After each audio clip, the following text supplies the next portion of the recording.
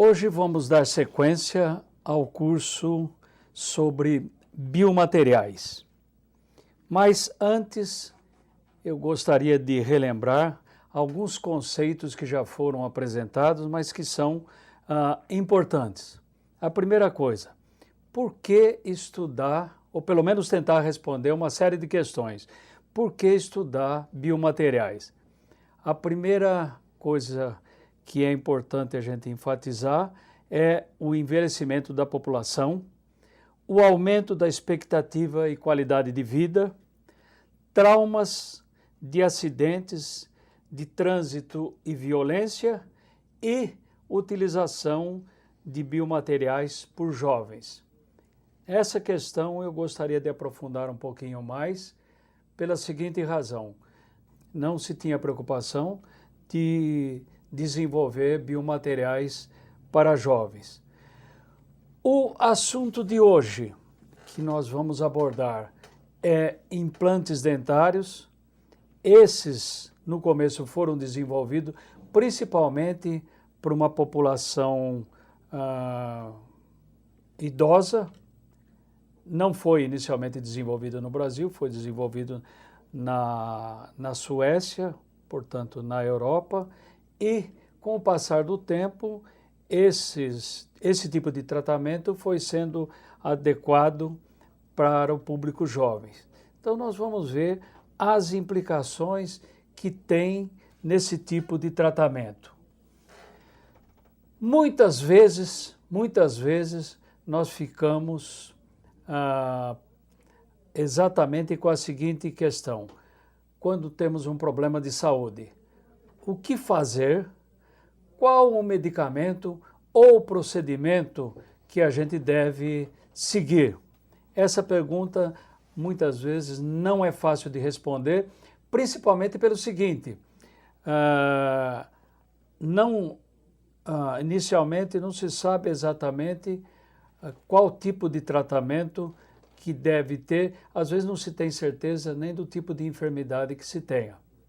Uma vez determinado isso, às vezes é até um longo caminho até se chegar nesse momento, e a resposta a essa pergunta seja em colocar um biomaterial, então aí começa a questão talvez mais importante. Hoje vamos abordar a questão do biomaterial, de um biomaterial, e esse biomaterial é implantes dentários. A primeira coisa que a gente poderia responder é o seguinte: do que é constituído esse tipo de implante que vai ser colocado na boca do paciente? Os implantes, eles são feitos predominantemente de metais. Tentou-se empregar vários metais, mas hoje praticamente a grande maioria de implantes empregados no mundo é feito do metal titânio. E a gente vai ver por que é importante empregar-se titânio como implante dentário. Mas no desenvolvimento disso, tentou-se utilizar-se outros materiais. Um deles era a alumina, que é uma cerâmica. Um outro biomaterial que tentou, melhor dizendo, um outro material que tentou utilizar-se foi a zircônia. No entanto, esses materiais, para alguma aplicação muito específica, pode até funcionar, mas para a grande maioria do tratamento, esses materiais têm problemas. Agora, para empregar-se um determinado material, no caso eu vou seguir daqui para diante pensando no titânio para implantes dentários. Esse biomaterial ele tem que satisfazer uma série de exigências do organismo. O material tem que ser biocompatível. E o que significa isso? Desenvolver respostas teciduais adequadas no sistema hospedeiro. O sistema hospedeiro aí é o paciente. Esse conceito evolui e os biomateriais não necessitam mais ser inertes ou inócuos para que as respostas induzidas ao organismo hospedeiro sejam controláveis pelo sistema ou pelo todo. Existia uma ideia no início do desenvolvimento de biomateriais que um material era possível ser inerte ou inócuo. Isso foi um conceito errôneo, mas que com o tempo foi sendo modificado, e essa modificação ela ocorreu com o entendimento e a evolução da biocompatibilidade. Então, a biocompatibilidade, eu vou falar hoje não tanto com tanto detalhe, mas no futuro, numa outra aula, será abordado com bastante detalhe o que significa a biocompatibilidade. De qualquer maneira, hoje eu colocaria o seguinte: a evolução da biocompatibilidade. O material inicialmente achava-se que deveria ser inerte, depois passa por uma outra fase, o material deve ser bioativo. Numa outra fase, o material deve ser biotolerável, e numa outra fase, o material pode ser bioreabsorvível. Esses conceitos, a gente tem que levar em consideração que o material está sendo colocado em contato com um organismo vivo e que as reações que esse material vai ter com esse organismo é que define como que será, se será tolerado ou não. Então nós temos que levar em consideração o seguinte: todas as interações e ou reações com o organismo vivo ocorrerão na superfície dos biomateriais. Portanto, nós damos atenção ao material de uma maneira geral, e eu vou lembrar que o material que respeita uns tantos preceitos, principalmente de toxicidade e de biocompatibilidade, ele tem que ter propriedades mecânicas adequadas, porque ele vai estar sujeito a uma série de esforços. Mas mais do que isso, a gente tem que ter a superfície adequada para a interação com o organismo vivo. Sobre isso também falaremos um pouco mais. E gostaria de lembrar ainda o seguinte, que por mais que façamos, o biomaterial é sempre um corpo estranho. Bom, então, em linhas gerais, o que é que rege a biocompatibilidade? Tem uma norma internacional, norma ISO 10993, que é um guia para seleção e testes de biomateriais. E eu selecionei dessa norma, volto a dizer, como haverá uma aula dedicada a abordar toda a concepção da biocompatibilidade, eu selecionei alguns aspectos que para a aula de hoje é importante, que é o seguinte: propriedades desejáveis do biomaterial. Lembrando uma vez mais que biomaterial é um material que vai ficar em contato com o organismo vivo por algum tempo ou permanentemente. Então, as propriedades desejáveis são não introduzir a formação de trombos com resultado do contato entre o sangue e o biomaterial. Segundo, não induzir resposta imunológica adversa, em seguida veremos o que é isso. Não ser tóxico, não ser carcinogênico, não perturbar o fluxo sanguíneo, não reduzir a resposta inflamatória aguda ou crônica que impeça a diferenciação própria dos tecidos adjacentes. Ainda com relação a essa norma de avaliação biológica de dispositivos médicos, a norma ISO divide os biomateriais em 3 grandes categorias: dispositivos de superfícies, dispositivos de comunicação superficial e dispositivos implantáveis, que é o que será abordado hoje com um pouco mais de detalhe do que em outras aulas. Bom, esse curso de biomateriais, ele vai seguir hoje uma outra maneira de apresentar. Está sendo convidado para participar do programa hoje o cirurgião dentista Fernando Guastaldi, que é especialista, mestre e doutor em cirurgia e traumatologia bucomaxilofacial. Foi formado na Unesp de Araçatuba.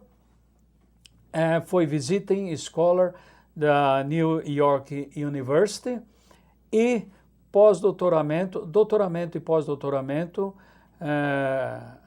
melhor dizendo, doutoramento na Unesp de Araçatuba e pós-doutoramento na Unesp de Araraquara. Ele é especialista na área, então, daqui para diante, à medida do possível, convidarei pessoas que têm especialidades em cada área que vai sendo abordado a aplicação do biomateriais. Hoje falaremos sobre implantes dentários e ele tem a formação, ele é especialista nessa área. Portanto, gostaria de passar a palavra para Dr. Fernando Guastaldi. Inicialmente, eu gostaria de agradecer a oportunidade concedida em poder participar desse curso sobre biomateriais e poder falar um pouco mais sobre uma especialidade que revolucionou a odontologia, os tratamentos reabilitadores na odontologia contemporânea. Os implantes dentários, eles já existem há um bom tempo. Isso data de mais de 50, 60, 70 anos. Há uma evolução constante, eles surgiram com implantes agulhados, implantes laminados, implantes transmucosos, submandibulares. E o nosso tema hoje será abordado os implantes dentários ditos osseointegráveis, que são aqueles para reabilitar os pacientes em casos unitários, parciais ou totais, que nós vamos discorrer ao longo dessa aula ministrada. Bom, eu gostaria então que fosse, em primeiro lugar, que nós abordássemos a seguinte questão, porque esse é um programa que ele tem grande penetração na comunidade, então eu gostaria que fosse dado uma ideia para as pessoas sobre o seguinte: quais as condições que deve apresentar ou deve ter um paciente? Tá ok. Inicialmente, um paciente que procura um tratamento odontológico, seja ele qual for, deve-se haver uma preocupação do profissional que vai fazer o tratamento desse paciente naquela anamnese inicial, naquela conversa inicial e nos exames subsequentes, complementares de um tratamento odontológico comum, em se buscar situações em que possam comprometer aquele bom andamento do tratamento. Então, pacientes diabéticos, pacientes cardiopatas, pacientes tabagistas e etilistas, pacientes idosos, lembrando que o que já foi dito pelo professor Guastaldi, os implantes dentários eles não foram concebidos para pacientes jovens, e sim para aqueles ditos pelo professor Branemark, os inválidos orais, aqueles pacientes que apresentavam sedêntulos ou desdentados totais de maxila e mandíbula. E situações como osteoporose, reposições hormonais pelas mulheres, então são condições de saúde que devem ser abordadas no pré-operatório de qualquer paciente que se submeta a um procedimento cirúrgico, seja na área odontológica ou na área médica. Ainda, o planejamento reverso em implantodontia propriamente dito, e lembrando que implantodontia é uma especialidade da odontologia, que trata da reabilitação através de implantes dentários e próteses sobre implantes de pacientes que apresentam perdas de um dente, 2 ou mais dentes, ou que sejam desdentados totais. Então, todo o tratamento ele deve se iniciar com uma boa anamnese do paciente. Subsequentemente, um exame clínico pormenorizado, buscando todos aqueles fatores que possam ser limitantes no nosso tratamento. Moldagens e obtenção de modelos de estudo, como nós podemos ver aqui nessas duas figuras, nós temos então a obtenção de um modelo de estudo da maxila, tá ok? Da região, digamos assim, de pré-maxila, que vai de canino a canino, canino de um lado ao canino contralateral, e o enceramento diagnóstico, em que nós retomamos as proporções e as dimensões adequadas dos dentes. E a documentação fotográfica é outro valioso método para que nós possamos, assim que o paciente deixa a nossa clínica, o nosso consultório, que nós possamos rever tudo aquilo que foi conversado baseado na documentação fotográfica. E após todo esse conjunto de exames que nós fizemos, elabora-se um plano de tratamento para o paciente, individualizando-se o tratamento àquele paciente. Então, eu gostaria agora que desse um pouquinho mais de detalhe sobre a necessidade da cirurgia ou não, e principalmente, que é o que o paciente sempre quer saber, a estimativa do tempo de tratamento. Acho que essa é uma resposta bastante importante para o paciente. Tá ok. Apenas para nós concluirmos essa parte inicial do planejamento reverso em implantodontia, exames de imagem são preponderantes e obrigatórios para o tratamento para a reabilitação de pacientes que serão submetidos à instalação de implantes. Então, desde radiografias periapicais, que são aquelas radiografias que parecem uma foto 3x4, radiografias panorâmicas e, atualmente, não tão atual, mas nos últimos anos, a introdução da tomografia computadorizada Cone-Beam para que seja possível um planejamento tridimensional exato e avaliação das condições de tecido ósseo em que esses implantes serão submetidos. Ainda, exames laboratoriais são quando uma anamnese é bem feita e nos direciona para algum tipo de enfermidade ou alteração sistêmica, alguns exames laboratoriais são necessários para a interpretação desse quadro sistêmico que o paciente apresenta. É necessário, eu gostaria que você esclarecesse o que é anamnese. Sempre nós temos que estar pensando no paciente. O paciente tem que sair de qualquer tipo de tratamento com uma clareza total do que vai ser o tratamento. Tá ok. A anamnese nada mais é do que o interrogatório inicial. Então, o paciente, quando ele chega a uma clínica odontológica, ele pode ser feito de algumas formas. Ou nós damos a esse paciente uma ficha em que ele preenche desde seus dados como nome, endereço, idade, peso, ocupação, profissão, até uma análise mais pormenorizada do seu estado de saúde. Então, medicamentos de uso contínuo, cirurgias que ele tenha passado, algum tipo de intercorrência, antecedentes familiares, para funções que esse paciente possa apresentar, se ele apresenta bruxismo, se ele apresenta algum tipo de alteração neurológica, hepática, endócrina, e ele pode ser feito pelo paciente, pelo assistente, ou o mais indicado seria ser conduzido pelo profissional em que vai fazer o interrogatório e vai fazer essa interpretação momentânea, dirigindo essa anamnese, esse interrogatório, buscando-se elucidar condições que possam comprometer o tratamento com implantes dentários. Eu gostaria ainda que você explicasse o significado de bruxismo, que hoje ouve-se falar tanto nisso, mas a gente não sabe.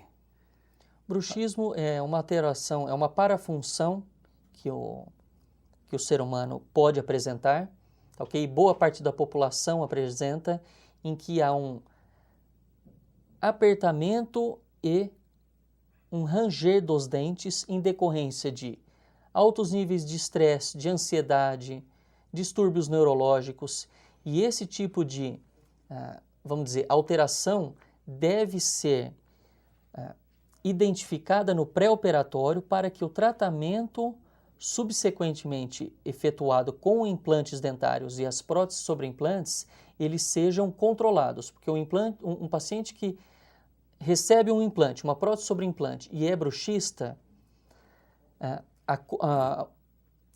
previsibilidade de tratamento num paciente que apresenta uma parafunção dessa forma, ela está comprometida. Muito bem. Em seguida, eu gostaria de passar agora para um outro conceito, que talvez seja o mais importante para que um implante seja fixado na mandíbula ou na maxila e que tenha sucesso para depois a continuação do tratamento e colocação de prótese. Então, o conceito, vamos dizer, primordial é o conceito de osseointegração. Gostaria que você colocasse claramente, sempre pensando no paciente, claramente qual é o conceito de osseointegração e, em seguida, eu recolocarei a questão que abordar as situações mais comuns do tratamento e o tempo de espera para a colocação da prótese. Pois bem, existem inúmeras definições de osseointegração ao longo dessas 4, 5 décadas que nós vivenciamos na implantodontia. Uma que é muito bem aceita pela comunidade científica internacional é aquela estabelecida pelo professor Brånemark e colaboradores em 1985, em que ele diz: osseointegração é a conexão direta, estrutural e funcional entre o osso vivo e organizado e a superfície de um implante submetido à carga funcional ou carga mastigatória. Se nós fizermos um breve histórico, na década de 50, então, houve a descoberta ou a interpretação desse fenômeno da osseointegração pelo professor Brånemark e o seu grupo na Universidade de Gotemburgo, na Suécia. Em 1965, foi feito o primeiro uso clínico em humanos e apenas em 1982, no Congresso de Toronto, é que esse grupo de suecos, liderados pelo professor Brånemark, apresentam à comunidade científica internacional os resultados obtidos de 10 a 15 anos de follow-up ou de acompanhamento de implantes instalados em rebordos alveolares e principalmente edêntulos, mostrando a eficácia, porque havia um questionamento sobre a real eficácia desse tipo de tratamento. Então, em 1982 é um marco histórico para a implantodontia, para essa especialidade, em que é apresentado resultados mostrando que é um tratamento altamente previsível e com sucesso variando de 90% a 100%. Em 1985, a aprovação pela American Dental Association, a ADA, para a utilização nos Estados Unidos dos implantes dentários. Então, como nós dissemos, é um tratamento que apresenta alto índice de previsibilidade e sucesso de 95% a 100% de acordo com esses autores na literatura internacional. Eu gostaria ainda de fazer uma questão ainda em relação à primeira parte.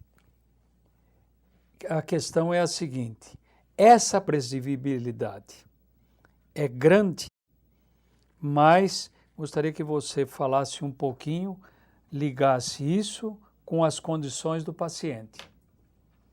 Pois bem, essa alta previsibilidade, ela se dá quando há uma interpretação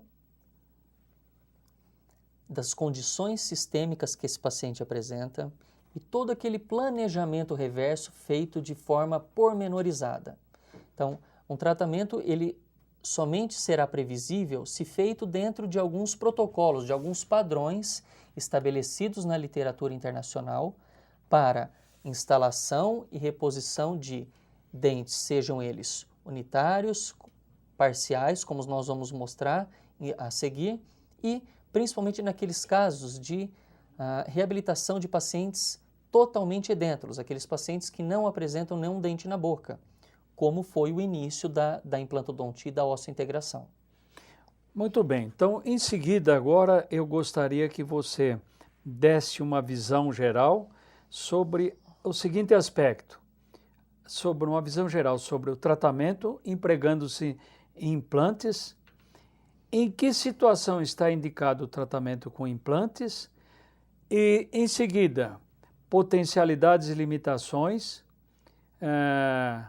ou vantagens e desvantagens, sempre pensando que o curso de biomateriais ele tem alguns aspectos, mas um deles é preservar o máximo possível o paciente, tá bem? Então, gostaria que você desse uma visão geral quando está indicado o emprego de implante, nas mais diferentes situações.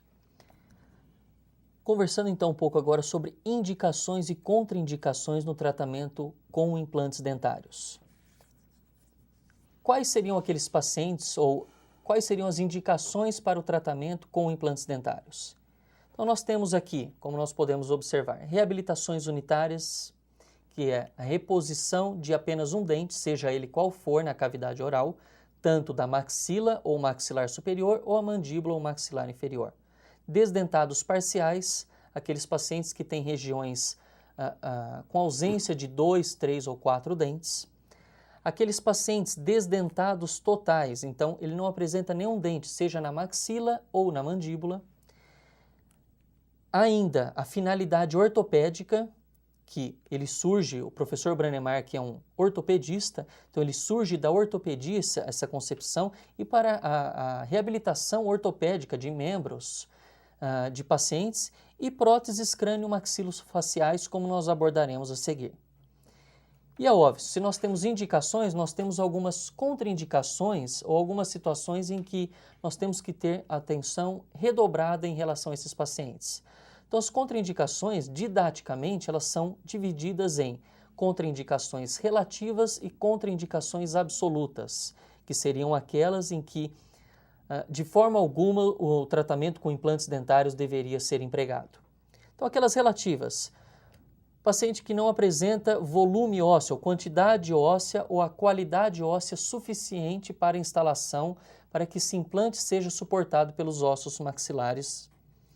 Pacientes submetidos à radioterapia, tratamentos de patologia, de câncer e que foram submetidos à radioterapia. Pacientes com quadros de diabetes mellitus descompensados. A diabetes ela não é uma contraindicação absoluta, e sim relativa. Então, o paciente que chega à clínica odontológica com um quadro de diabetes descompensado, ele deve ser compensado anteriormente ao tratamento reabilitador.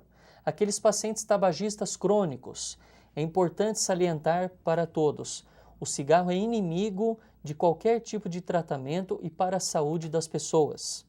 Distúrbios parafuncionais, ranger os dentes, o bruxismo, hábitos de morder objetos, esse tipo de hábitos parafuncionais, eles são deletérios e eles não nos ajudam no tratamento reabilitador.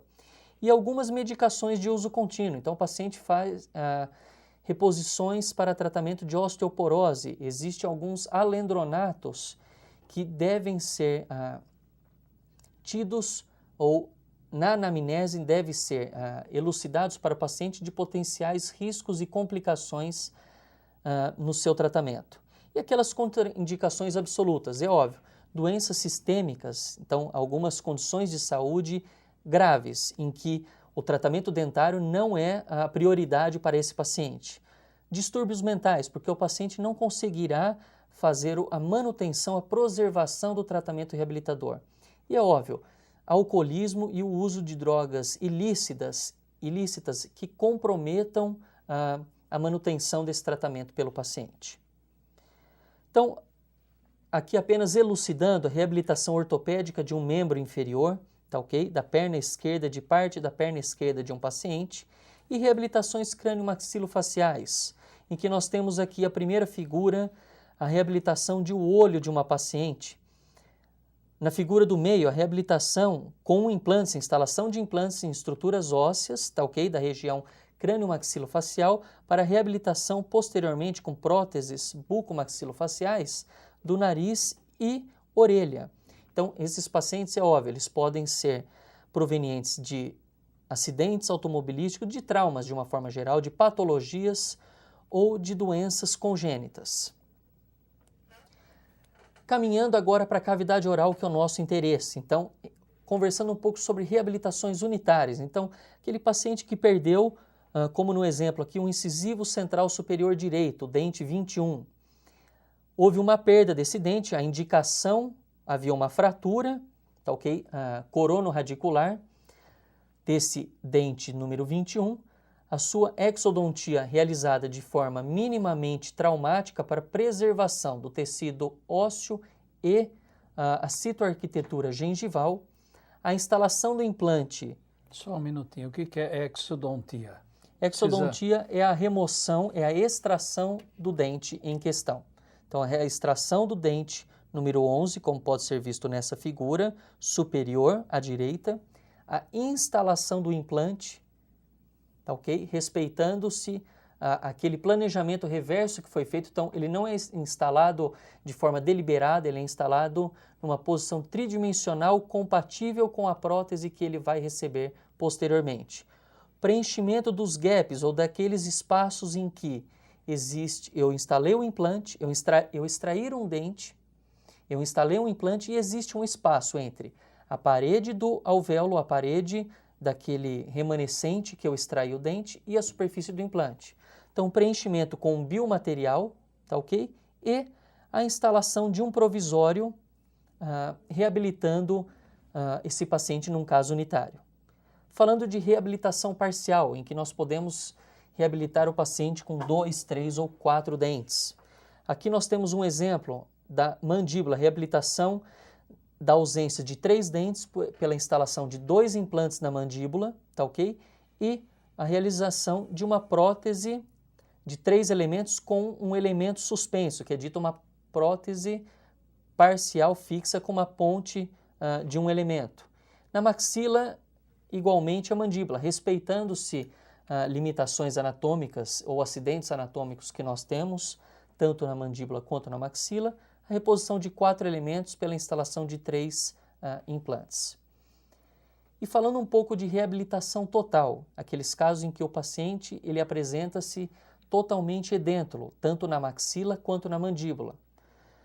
Se nós formos utilizar nesses pacientes a prótese protocolo na maxila ou na mandíbula, essa prótese protocolo ela se caracteriza na maxila por 4 a 6 implantes distribuídos nesse osso maxilar e uma prótese fixa apoiada sobre esses 4 a 6 implantes. Na mandíbula, alusão feita à maxila, nós instalamos nessa prótese protocolo na mandíbula de 4 a 5 implantes entre os forames mentonianos, que são estruturas nobres da mandíbula. Distribuímos de forma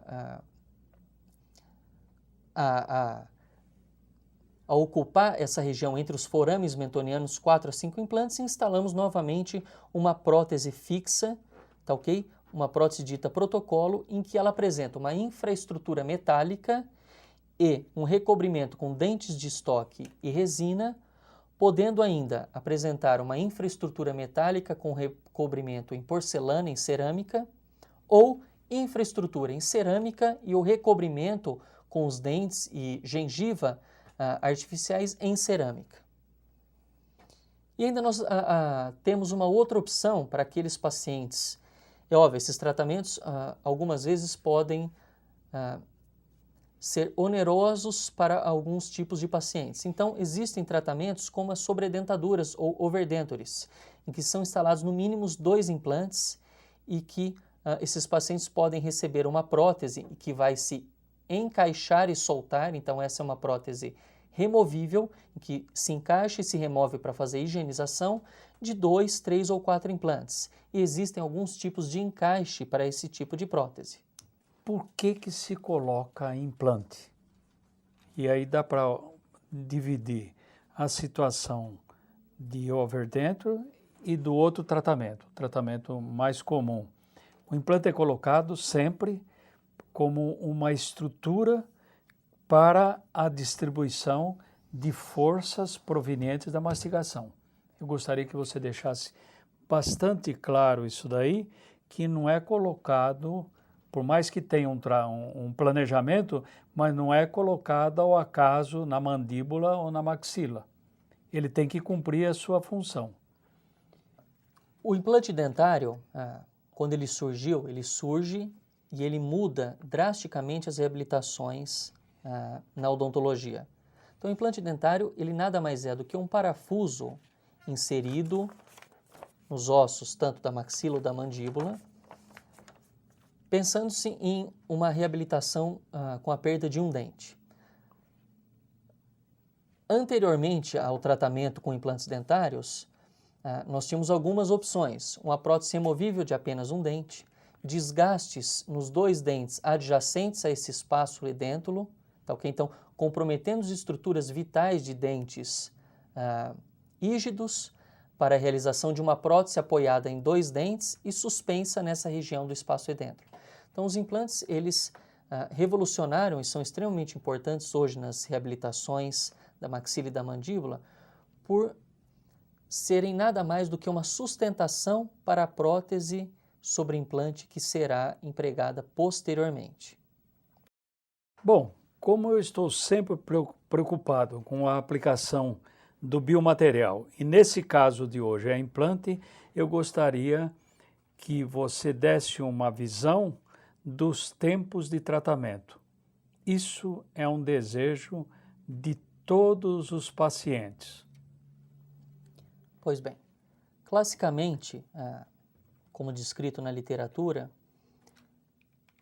pacientes que receberam implantes dentários na maxila ou no maxilar superior, classicamente, em torno de 6 meses esses pacientes teriam que esperar para receber as suas próteses. Então, o implante era instalado, era feita uma sutura, tá, ok? Esse implante ele ficava submerso e após 6 meses eram feitos os procedimentos para reabertura, para exposição desse implante à cavidade oral, instalação de cicatrizadores e, daí por diante, iniciando-se a reabilitação da prótese sobre implante na maxila.